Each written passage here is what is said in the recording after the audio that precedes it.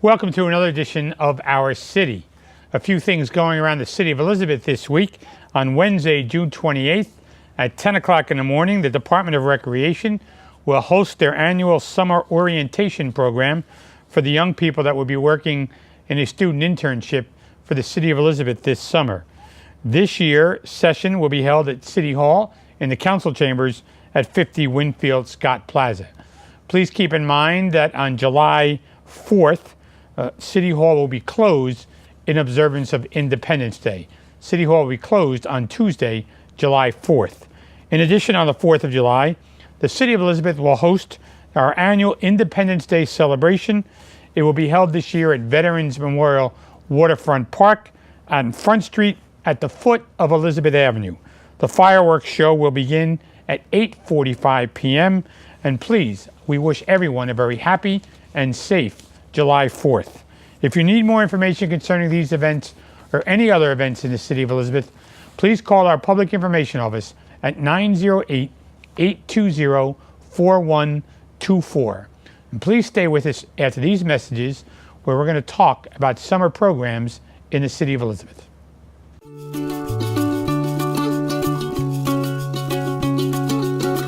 We're creating tomorrow's jobs today. Kane University. Welcome back. I'm pleased to be joined by Paul Addessa, the director of the Recreation Department. Welcome to the show. Great to be back, Mayor. You know it's summer when I'm here. That's right. You're the only time you show up is in the summer, huh? So the school's finished. Summer weather is here.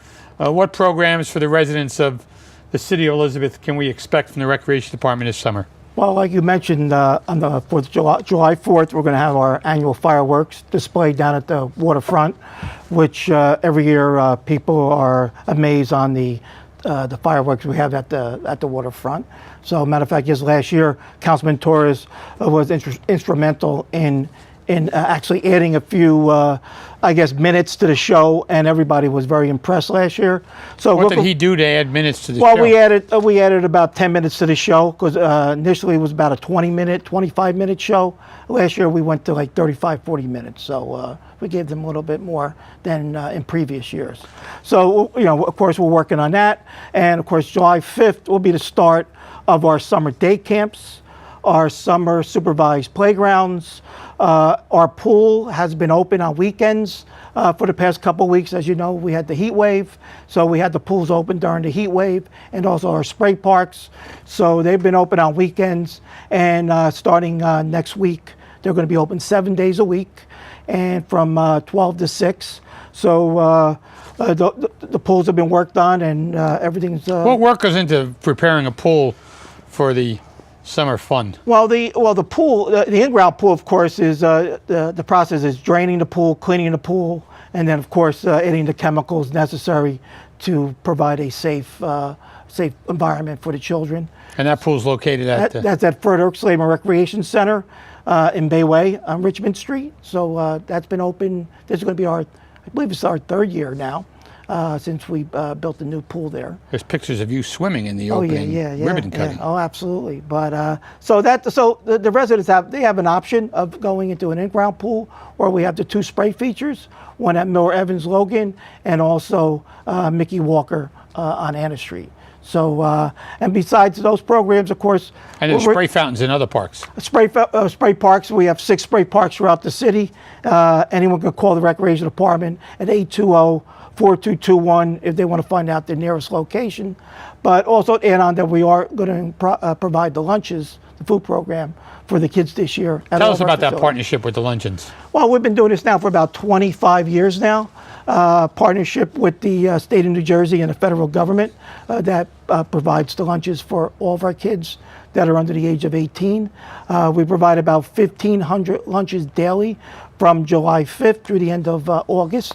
So it's been a great program. Many kids come out, and let's face it, some kids may not get a lunch if it wasn't for our program. So we're not only providing recreation opportunities, but also we're giving these kids nutrition. And the lunch is pretty healthy. What's it usually consist of? Usually, you'll get the menu has to be approved by the state of New Jersey, and the Elizabeth Board of Education is our food vendor. So it has to be like a ham sandwich or salami sandwich, and then also maybe a milk, maybe a bag of chips, and also like maybe an afternoon snack, cookies or something like that. So this past March, Director, we had a grand opening in the Canal Field located on Fanny Street. Canal, former mayor of the city back in the 1920s, has this field named after him. It's been a softball field for years, baseball, and we converted it. Talk about that. We converted it to a two. Actually, there's 2 fields now. U10 soccer fields, and one of the field is also a t-ball field. So we're able to provide not only soccer for the youth in Elizabeth, but also provide t-ball for. We have 2 Little Leagues still in Elizabeth, North Elizabeth, and also Elmore. So they were using that field this past spring for their t-ball games. And that's pretty well used, right? Oh, absolutely. I mean, obviously, the synthetic turf is it makes it very attractive for these kids to come and play on it. I mean, you were there at the opening, and how excited they were to see this field with the synthetic turf. As you know, in previous years, trying to maintain a natural grass field for soccer and football is very difficult, and the grass obviously becomes dirt, and it's not something that these kids should be playing on. So you mentioned about the pool and the spray fountains, and they're open 7 days a week. What hours are they open? From 12 to 6, 7 days a week. But the spray fountains are constant, right? Well, the spray parks are 12 to 6, the ones at Mickey Walker Rec Center and also Miller Evans Logan. However, the sprays in the park, we keep them open to dusk.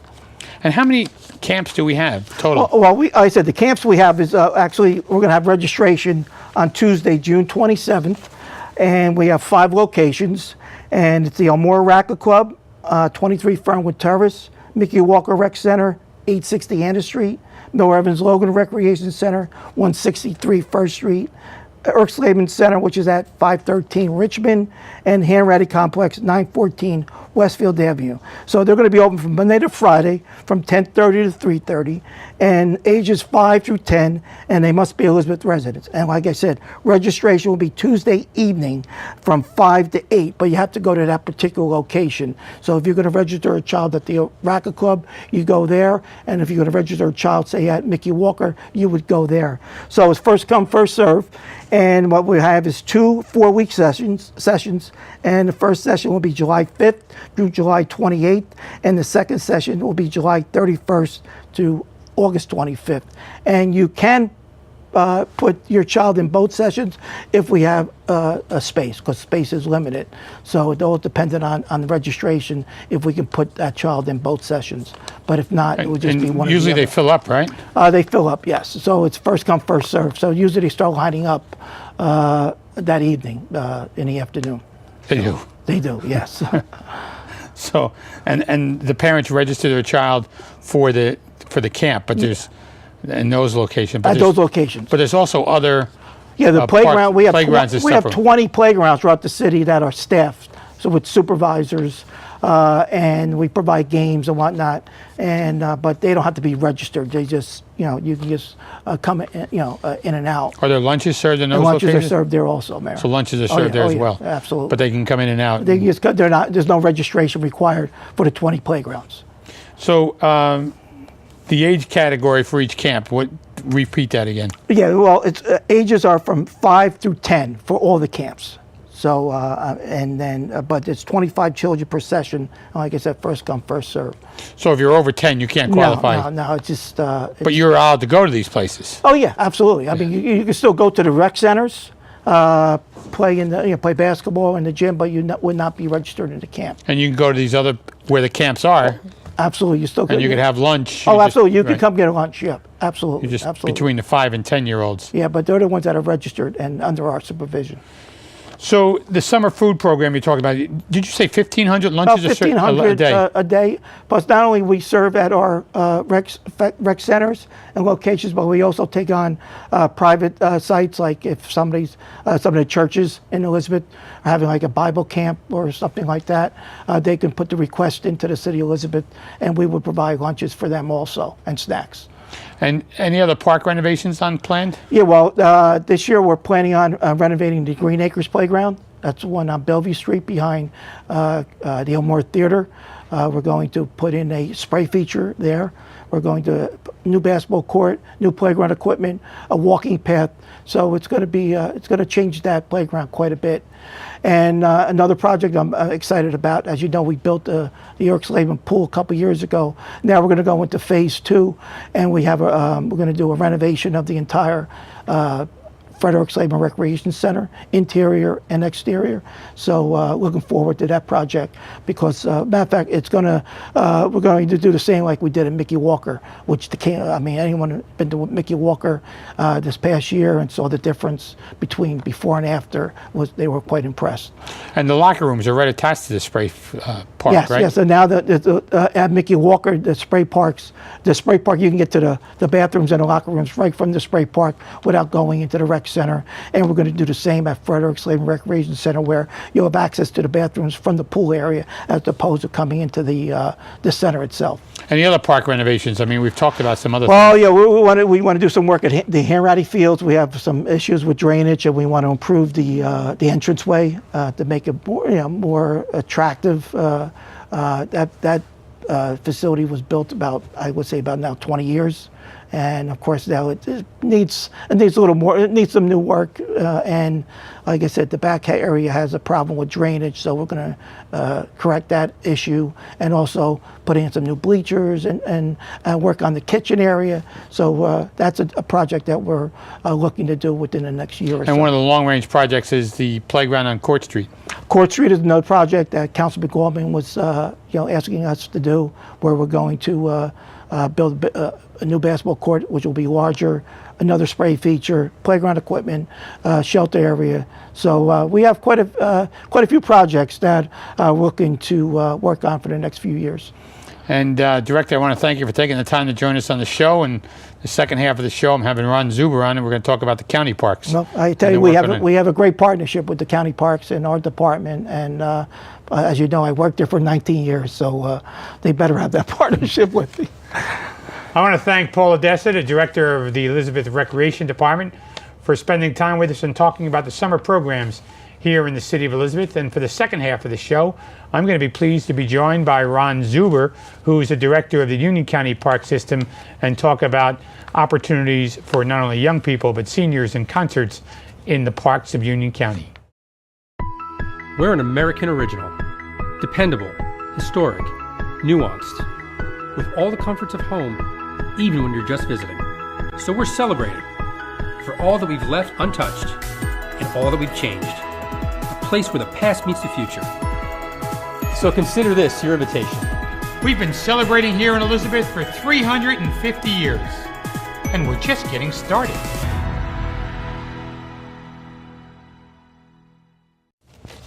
Welcome back to our city, and for the second half of the show, I'm pleased to be joined by Ron Zuber, who is the Director of the Union County Park System. And Ron, it's good to be back with you.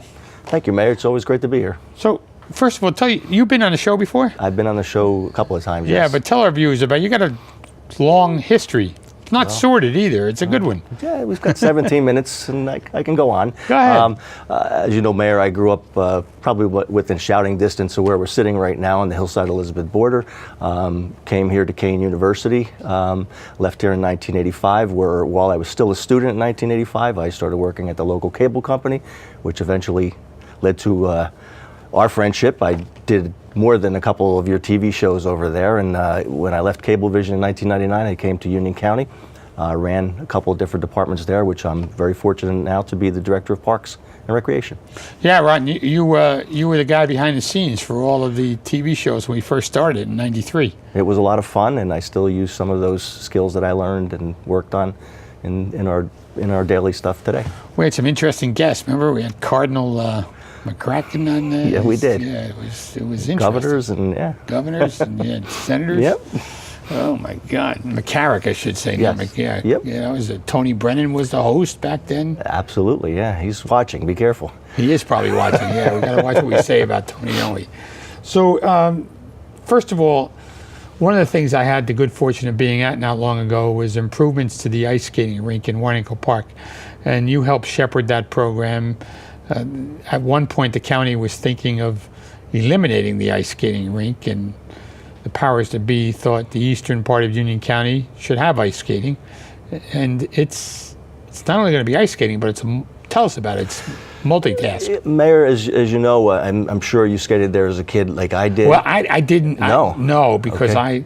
let me put it this way. I tried once, but I fell a lot. So I never tried again. Well, But you're better than that. I right? skated there a lot, and unfortunately it hadn't changed much up until recently. When I was there as a kid, there was a lot of work that needed to be done. The Freeholders were talking about moving another skating center to the western side of the county. They also felt very strongly that the eastern side needed one, so we proceeded with the renovations to the Warinanco Skating Center. Up until 1961, people skated on the pond. Where the pedal boats are now in the summertime.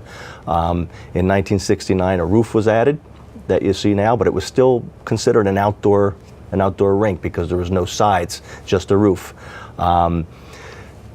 We were just having 6 or 7 high school teams practice there, as well as open skate. Practice or hockey team. Right, hockey team. And what was happening was they were coming in at 5 o'clock in the morning, 6 o'clock in the morning because of the need for ice time.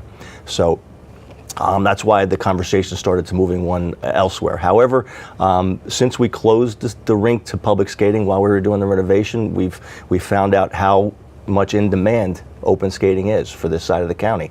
And one day we hope to see that. Maybe one day Elizabeth High School may have a hockey team. Linden may have a hockey team, because right now it's Summit and Scotch Plains and Dayton Regional and Governor Livingston. We work as a partner with the New Jersey Devils. They have a program that helps grow skating, so we're looking forward to getting into it this winter with them, and inviting the local youth to possibly try a new sport that they may have never tried before. So how do you find the time between the teams that need to use it as well as open skating? The teams use it at off hours type of thing? Is that how it works? Basically, that's how it works. The high school teams are in school. The Mighty Might teams are in school. They're usually there during the weekends. The teams usually play 3 games when we do scheduling from 4 o'clock till the end, 11 o'clock at night. We didn't have any open skating the last 2 years, as I mentioned, but because of renovations. Right, and one of our big events that we have there every year is the Elizabeth Police Elizabeth Fire game, and so there's just that's why we added more bleachers, because we're getting a lot of people interested in hockey also. So with the renovation, it includes it included a new floor, it includes new lighting, it includes new bleachers, 2 game rooms, party rooms. If you've ever gone to a party at Warinanco Park at the skating center, it's quite it's kind of difficult to get from one place to the other. Now we have exclusive party rooms. We have a full-time kitchen there now, and it's run by an organization called SFM out of Florida. It's kind of like the agreement we have with Kemper at the golf courses. They'll be running it full time. This is what they do. So they're going to implement more recreational activities there with the skating. So before we move on, you said they used to skate on the lake, but that stopped, right? Some kids fell through, and it doesn't freeze up as hard anymore. It doesn't freeze up as hard. It's shallow, but there was some incidents, and the need for a full-time or a wintertime indoor rink was found necessary. So what are the hours? But this skating center is not only going to be skating, right, Ron? It's going to be in off-season. You're converting it, taking the ice away. Correct. Usually, when the ice melts in April, when we finish our last game, our last session, it sits dormant all summer long. The company that we have right now is a recreation company. We plan on laying turf down there. We plan on having indoor batting cages. One of our biggest and best traditional tenants at Warinanco Park has been the Union County Baseball Association, so we're sure that they'll be happy to swing some bats maybe on a rainy day, hit some balls. We're going to have turf laid down for soccer, and we're also going to have we're looking at the possibility of box lacrosse. Box lacrosse. It's a smaller version of the outdoor game. Oh, okay. Yeah. Yeah, that's pretty popular. Yes, it is. Yeah. Yep. So the center will be open year-round, and the other activities are going to be. Do you know what month? Is it April when the skating stops? Or? Skating, for all intents and purposes, will stop April 1st, and we'll open up again October 1st. Okay, and then the other stuff will be used during that time. Correct. So one of the other things I have here is if someone wants to get more information about the Union County Parks and where do they call? Well, it's funny in this day and age, the last thing we do is give it our phone number, but we still do have one at 908-527-4900. However, we're on Facebook. We're at ucnj.org/summer. We're on Twitter and all of YouTube channel. We have a lot of different ways to find out what's going on in our park system. So one of the other things I want to talk to you about, Ron, is the county park band series or arts entertainment. Tell us about that, because it's scheduled in different areas. Echo Lake. Tell us about it. Correct. It's we use two different parks. We use Echo Lake Park in Mountainside, and we use Oak Ridge Park in Clark. The last couple of years, we've been opening up with the New Jersey Symphony Orchestra. So the New Jersey Symphony Orchestra, when they open up this week, it may be had taken place already by the time this hits the air. But they'll be opening up on June 23rd, and then on June 24th and 25th, we'll have a Battle of Short Hills there, which is a Revolutionary War reenactment, which actually took place near the location of Oak Ridge Park. Then the 4 concerts start at Echo Lake Park after that. Pat Denizio of the Smithereens is going to be the opening up on July 5th. A Fleetwood Mac tribute band, Tusk, will be there July 12th. The Vinnies, which I know you're looking forward to, will be there July 19th, and the Hudson River Rats will be there on the 26th of July. At that point, we move over to Oak Ridge Park for the August schedule, which is a Grateful Dead experience band called Dead Space on August 2nd, American Rapture on August 9th, Black Dog, which is a Led Zeppelin tribute band, will be there on August 16th, and then we finish our concert series on the 23rd with the Billy Joel tribute band. And Ron, tell us about these costs. Is it free? How's the parking? Things like that. Everything is free. There's plenty of parking at both places. There's plenty of police presence to direct you to the right place to park. And no cost whatsoever. There's food, and there's cost for food and drink, but for the most part, people do bring picnic baskets and sit under the stars, watch the music. I do want to mention also, Mayor, that we have 5 movies that we also play in our parks throughout the summertime. Have you picked the movies? We have picked the movies. 4 of them are at Warinanco Park in Elizabeth. On June 11th, it's Finding Dory. June 18th, it's Storks. On July 18th, it's Storks. July 25th, it's Sing. And August 8th, it's Moana. They're all at Warinanco Park, and we always put one with our National Night Out celebration, which is at Mizell Park in Springfield, and that's August 1st with The Secret Life of Pets. So do you get to watch these movies? I get to watch these movies, so I get to, it's not a bad job. No, it's just Although, as you know, Mayor, I've seen all of them 12 times. I was just going to say, did you show some of them last year? No, but I've seen them at my house more than once. Okay, that's right. So, Ron, the concert series, the Vinnies, which is one, it's kind of like a local. You got Mike Colicchio and you got Vinny, who lives down the street from me, and some of their friends. They've been playing now for a while. They're pretty good. They are pretty good. I've seen them only once, and we were urged to see if we could fit them in our schedule, and that's what it's all about, finding a date where they can be there and someone else can get moved somewhere else, and it's putting pieces of a puzzle together to get these summer bands, because that's when they're the busiest. But we were very happy to get some local flavor here this year. Pat Denizio from the Smithereens, who I mentioned when I was here at Kane University, was on the radio station. We used to play him a lot, but like I said, he's a Scotch Plains guy. American Raptures out of Linden may have a freeholder or two singing along in that particular organization. Yes. What freeholders can sing? Freeholder Chala is a wonderful singer. Is he really? Yes, as a matter of fact, his picture used to grace the Wilkins Theater in front of a microphone. I didn't know he had that talent. Oh, he's very good. Yep. And he might be singing with his band. He may be singing with American Rapture this year. Okay, so we'll have to check that one out as well. So what else is going on in the county, Ron, in the park system and elsewhere under your domain? You don't only run the parks. I run the parks. I also run Culture and Heritage, and Culture and Heritage is our historic arm of the Union County Park System, which is historic. Before I can jump off, I wanted to say, speaking of history, Warinanco Parks celebrated their 95th anniversary for anyone who was interested, and we did kind of a facelift over there. If you've noticed, it's just not a new skating center. We put a new AstroTurf field in with an 8-lane track. We have a outdoor gym there. We redid our classic clay tennis courts last summer. We put lights over at the tennis courts, which is going to increase playability. New spray park. Our Chatfield Garden, which is also historic, is brand new last year. We have two playgrounds in Warinanco Park. One of them is brand new. That's right next to the new spray park. So, it's just, given a facelift and some weekends we have 3,000, 4,000 people in that park, and it gets a lot of use. I gotta tell you, I drove through it on Father's Day, even though there was a slight drizzle. The picnickers were out in all different areas. Right. Do you got to get permits for that? You have to get permits, and the first day we're open in the new year, whether it's January 3rd or January 4th, there's a line. There is. There's a line to get in, yeah. People called us today. Can we get in Warinanco Park this weekend? We'll say, you're a little bit late, so they'll remember and they'll come back on January 1st. So would you say all the picnic areas are kind of booked, even the non-picnic areas? Well, the non-picnic areas is more like the first come, first serve. But with our picnic areas, we also have to give a rain date, so that kind of backs up things a little bit. That's when we get an opening. If we're going to have a good weekend this weekend, those rain dates will then become available. Oh, I see. So some people this weekend, that may be their rain date. Yeah. Or yes, absolutely. The people who have rain dates in the future, if it comes off, their rain date gets canceled?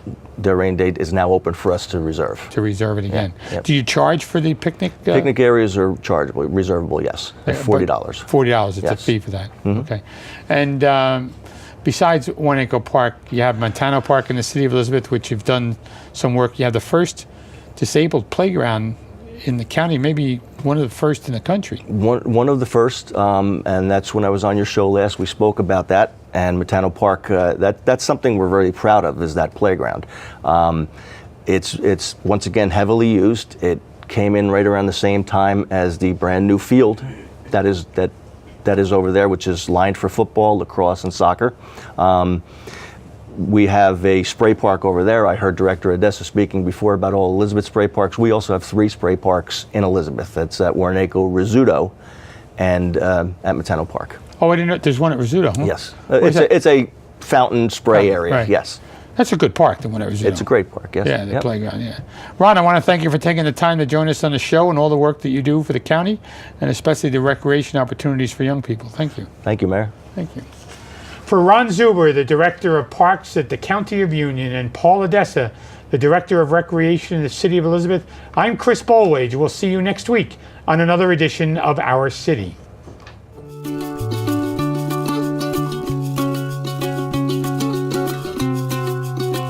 We have some of the finest teachers in the country. And then they graduate. Kane University.